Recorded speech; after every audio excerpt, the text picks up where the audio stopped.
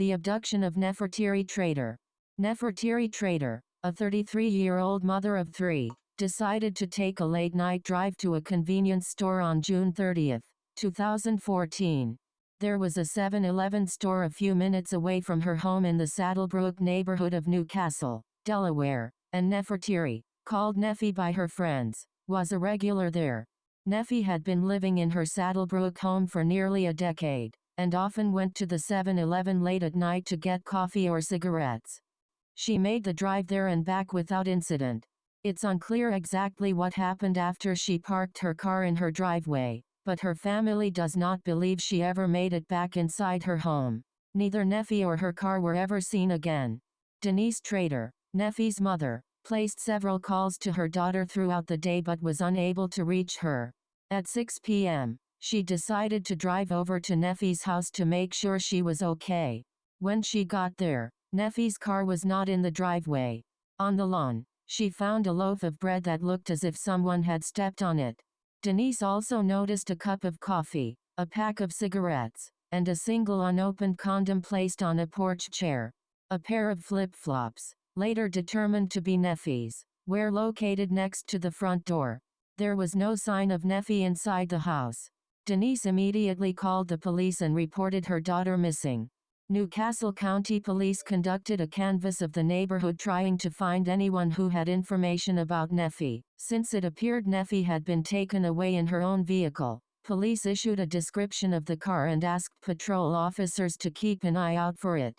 It was a silver 2000 Acura CL with the Delaware license plate 404893. The smashed loaf of bread located in the front yard suggested that some kind of struggle had taken place there. It appears that Neffie was approached by someone shortly after she got out of her car.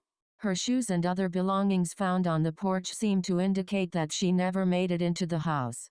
Neffie's case received very little media attention, and few tips were called into police. 3 months into their investigation, detectives admitted that they had no strong leads and had not been able to develop any solid information about the abduction. The FBI arranged to install billboards at various locations along Interstate 95 between Maryland and Connecticut. The billboards, which contained information about the case and the reward, urged anyone with knowledge of the case to call the FBI.